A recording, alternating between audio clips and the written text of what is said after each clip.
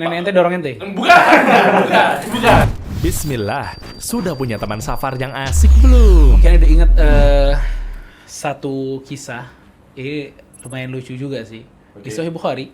Jadi antum kalau pernah dengar ada 10 sahabat yang top, yang paling top tuh 10 sahabat. Bukan, iya, Khulafaur Rasyidin termasuk yang 10 itu loh, yang dijamin masuk surga langsung. Ukaisyah. Bukan dong, nggak masuk dong. Ana tes dulu nih. Jangan dong, San. Lagi direkam lagi pas banget kan, saya salah ntar tuh. Kayaknya tuh. Ana lupa lagi yang mana ya? Abu Ubaidah, Talha. Ada ya. Terus itu mah Khulafaur Rasyidin. Enggak itu. Khulafaur Rasyidin 4 dong, Pak. Ya. Abu Bakar, Umar, Utsman, Ali. Itu Oh, Khulafaur iya, Rasyidin. Yang lagi. itu Ya. Abu Ubaidah ya benar. Nah, Abdurrahman bin Auf. Abdurrahman bin Auf masuk. Ya. Ada satu namanya Sa'id bin Zaid radhiyallahu anhu. Saat bin Abi Waqqas juga ada tuh. Masuk. Nah, Sa'id bin Zaid ini, bokapnya namanya Zaid. Zaid. Nah, Zaid ibn Amr ibn Nufail, kalau tidak salah namanya itu. Si Zaid ini menarik banget memang. Dia nih, kita nyambung sama cerita yang tadi itu. Kita ibadah agar kita bisa menjemput rahmat, bukan menjemput azab, ya kan? Iya. Zaid ini sebelum Nabi diutus, Zaid tuh orangnya udah lempeng. Tahu nggak sih? Dia udah lurus. Dia udah lurus banget. Dia sampai-sampai tuh gelantungan di Ka'bah, ya. Terus mengingkari peribadatan orang musyrikin. Oke. Dan Nabi SAW pernah bilang tentang Zaid. Kata Nabi SAW, saya melihat Zaid, ya, nanti di hari kiamat berdiri sebagai umat sendirian. Jadi di waktu itu nggak ada yang bertauhid illa Zaid, memang. Kecuali Zaid. Itu sebelum Nabi diutus tuh. Paham? Zaid sendirian. Intinya, Mekah itu kan miskin agama ya. Semuanya, ya Nasrani, Yahudi nggak banyak mereka kan.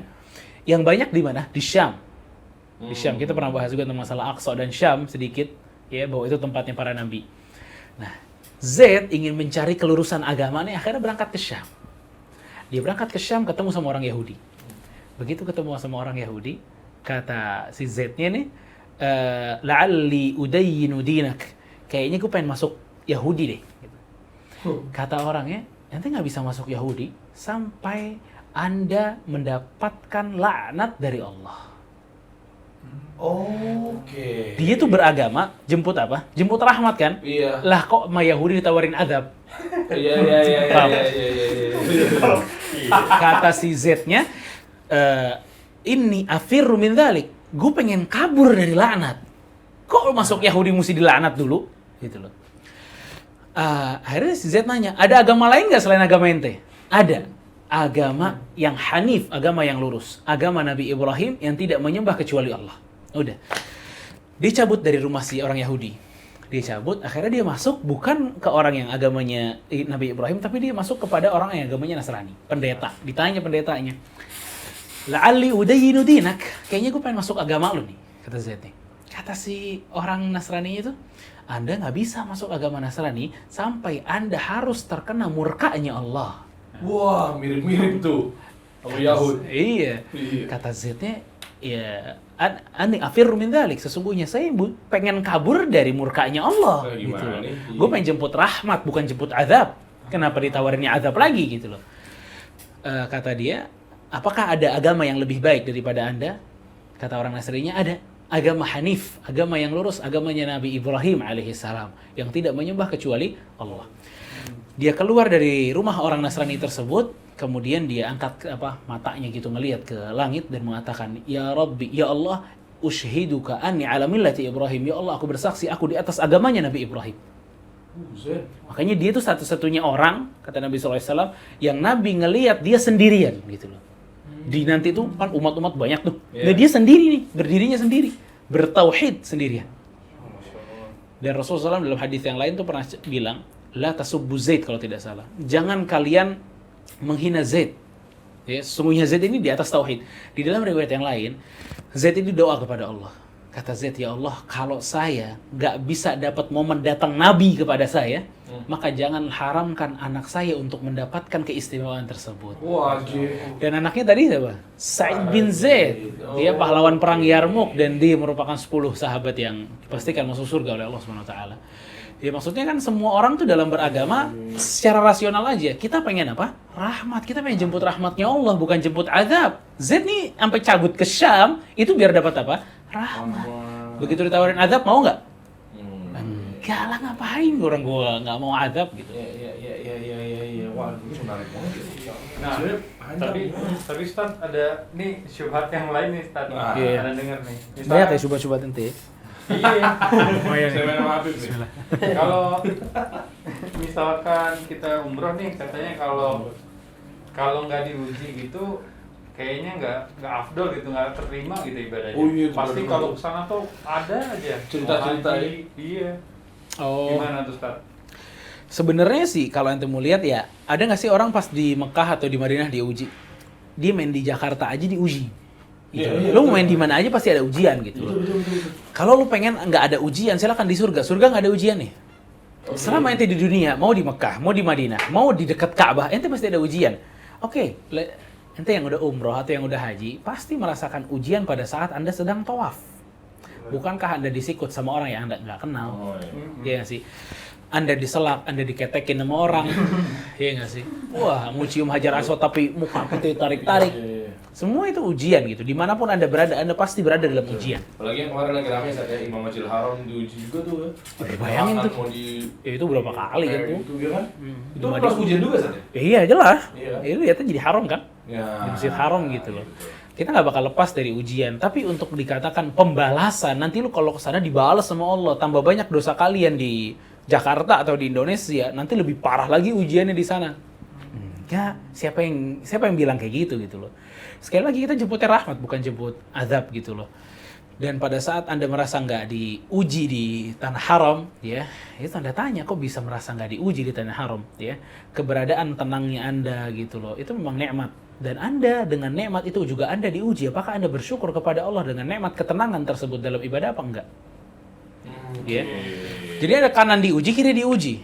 Ujian itu kan ya imma ente sabar atau ente bersyukur. Kalau nikmat ya bersyukur, Iya. kalau musibah ya sabar gitu loh. Semuanya ada Oke. ujiannya gitu loh. Apakah ini turunannya nanti ke kita menjemput rahmat itu sama nggak di sana? Karena nih familiar nih kalimat-kalimatnya. Yaitu ya udah kita jemput rahmat agar apa? Karena masuk surga kan karena rahmat Allah bukan karena amalan. Itu nyambung nggak tuh? Susah nyambunginnya nih. Nyambung Kayak nggak? nyambung ini nih sekarang. Nggak nyambung ya? Soalnya kan ternyata kita mau jemput rahmat nih. Biar apa? Biar kita masuk surga. Rahmat. Karena kan masuk surga bukan pakai amalan. Iya, betul. Nah Tapi itu nyambung nggak? amalan yang kita lakukan itu dapat menentukan tingkatan kita di surga. Oke. Dan Allah Subhanahu wa taala akan memberikan rahmatnya kepada orang-orang yang baik memang di dunia. Oke. Paham kan? Oke. Jadi amal yang kita lakukan itu, ya, kita bisa umroh, kita bisa berangkat, itu bagian dari rahmatnya Allah Subhanahu wa taala. Sekarang kita nggak bakal bisa beramal, bro, kalau nggak pakai rahmat Allah. Nggak bakal. Oke. Ustaz, emang benar tuh Ustaz, kalau misalnya di sana kita ngelakuin keburukan gitu, ngelakuin dosa, dibayarnya tuh Kontan. kontan langsung di sana. Iya betul. Karena maksudnya pernah ada gitu cerita dari jamaah haji gitu, dia cerita gitu, dia haji sama ibunya padahal ibunya udah tua, terus dia masih muda, terus pas lagi mau lempar jumroh ibunya mau ikut, terus dia bilang katanya, ibu udah nggak mampu, udah ibu tunggu aja di tenda gitu biar nanti diwakilin gitu lempar jumrohnya.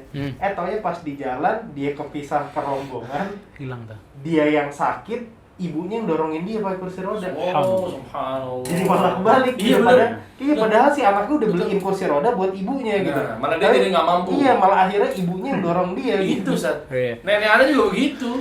Nenek ente dorong ente. Bukan. Sangat durhaka ya. Jadi maksudnya kayak gitu juga mirip, Sat. Pernah nenek-nenekan lah. Iya. Ada yang nenek Ana beragut juga, kakaknya nenek waktu itu lah di tahun 2000. Ceritanya begitu dari bokap. Nah, itu dia bilang begitu, satu dari nenek yang satu lagi adiknya nenek kandung. Masa lu kepanasan sih? Iya nih panas, kata nenek kandung. Kata adiknya nenek, enggak perasaan lu dong. Oh gitu dong, masa nggak kuat sih. Nggak lama beberapa langkah kemudian tiba-tiba dia kepanasan sampai ada keran pinggir jalan, dia guyur kepala di keran saking panasnya. Iya. Nah, kayak itu saksi ya, kalau Iya, cerita paham. orang mungkin itu awal Anda nggak percaya, tapi ternyata bener kayak gitu-gitu loh, Sat. Kalau iya, Takabur gitu. kalau kasuistik ya mungkin aja, ya kasus-kasus kayak gitu mungkin aja. Cuma kita katakan pasti kayak gitu tuh enggak sama sekali. Berarti kebetulan. Iya, takdir dari Allah Subhanahu wa taala ya, nggak ada sesuatu yang Tapi kebetulan-kebetulan. ada dalil khusus, Pak. Nah, itu nggak ada tuh. Oh. Kalau siapa yang melakukan sebuah dosa di tanah haram akan dibalas langsung, yang maafi, Pak. Maafi, nggak ada. Dan ya, dosa kita banyak ya, masa yang dibalas satu doang ya. Kalau Iya. Kalau itu mesti kenapa nggak semuanya? Yang pelanggar kita habis glongsor. makanya. Jadi nggak mesti kayak gitu. Mungkin Allah Subhanahu wa taala mungkin ingin mengadakan hal itu buat orang-orang tertentu, mungkin agar dia tersentuh dan lain sebagainya. Itu mungkin aja gitu loh. Cuma Anda pikirkan Allah Subhanahu wa taala akan membalas dan lain sebagainya sih nggak ada dalil sama sekali. Sudah punya teman safar yang asik belum?